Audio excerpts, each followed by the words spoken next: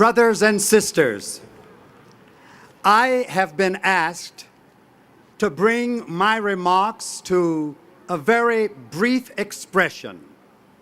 Now that's a burden for me, and I accept the burden. That means that whatever I was going to say to you here today, since you already affirm what I am about to say, it becomes my responsibility to find a way to get an op-ed article, to get a TV spot, to either Twitter or blog, or find the way to tell it to somebody else who needs it more than you. First of all, I want to express my gratitude to the members of the Gamaliel Fellowship for hanging out. Will you raise your hand if you're here? Thank you for hanging in even until the last hour. Now I'm going to do two things. I'm going to make a prayer request, and then I'm going to tell my old story, and I'm through. My prayer request is, I'd like to ask each one of you to pray for me. Day after tomorrow, I will be fasting, getting ready for my second colonoscopy. My first one turned out okay, but you're supposed to get it, at least at my age, every 5 years maybe. Well, I'm going in Friday. Now, I want you to pray for me that whatever they find will be found in manageable proportions. You get my message? Any polyps or whatnot, but you need to know that before they gave me my assignment, they asked for my card. Now, thank God I had a card, but it is not the regular card, because I retired from my job that gave me my main card. So I'm operating on Cobra, which only lasts for 18 months or maybe up to 2 years. My next card has to be a purchase on my own because Cobra is running out. Now, what I want you to pray for, I pray that when I get ready in the middle of July to apply for my own independent health card, first of all, hope that I got enough retirement money to afford it. Secondly, I hope that the company will not assume that whatever they find on Friday is a pre-existing condition that they can't afford to cover when that's all over.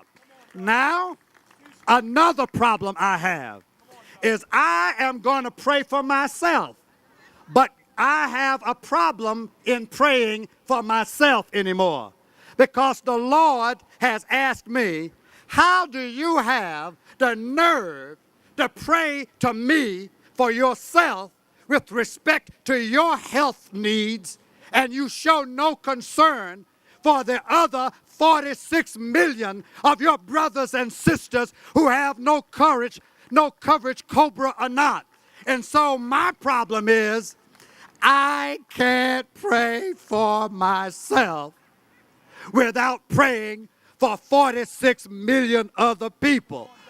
And I think God will accept my prayer if I tell him I met at Freedom Square at least a couple of thousand people who are not going to stop until there's health care available for everybody in this land. Will you help me? Will I be able to pray in faith on Friday morning? When I see you next time, I'll let you know how things turned out. Now, here is why I have hope. I must say this softly. I do not want to disturb anybody. Our nation is asking God bless America, particularly in our economic crisis.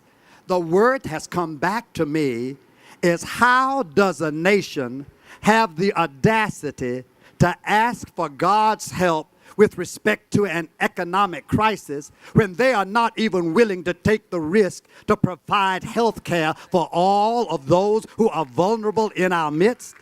How can they stand and hope that a stimulus package is going to make any difference when they don't have enough stimulation of their courage and compassion to take the risk to see that we all are covered? Now, this is the intimation I got. If our Congress will pass a health care bill, it'll free us up to pray that God will bless us with economic recovery. Now, I see the brother putting his hand to his neck. That means he wants me to tell my story and get off the stage. Here is why we're going to succeed. I have gotten reports that there are meetings all over the country of interfaith gatherings that are designed to make sure that we will not quit until the job has been done. And so I tell you, there is great power in this coalition. And so, Rabbi Saperstein, this is what makes me think we're going to win this time. We're going to win this time. I think we're going to win because America is on the eve of an interfaith awakening. We've had awakenings of various traditions, but when the Jewish community and the Islamic community and the Hindu and Buddhist and Sikh and all the rest of these communities get together as one, I know it's going to happen. This is what happened to me. I tell this story everywhere. One Sunday afternoon, when I was preaching, a notice came to my pulpit while I was preaching saying somebody's sick. I said, all right.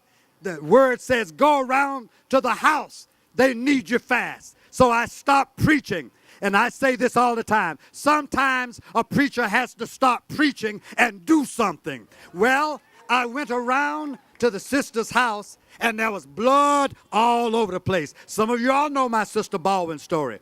Here's what we did. Saperstein, first of all, Deacon Midget got a bottle, a medicine bottle, and caught 3 drops of Sister Baldwin's blood, put the cap on it, and put it on the cupboard. And he said, this is what Grandma did when we kids had nosebleedings. Then Sister Coleman got a brown paper sack, tore off a piece, and put it under Sister Baldwin's lip.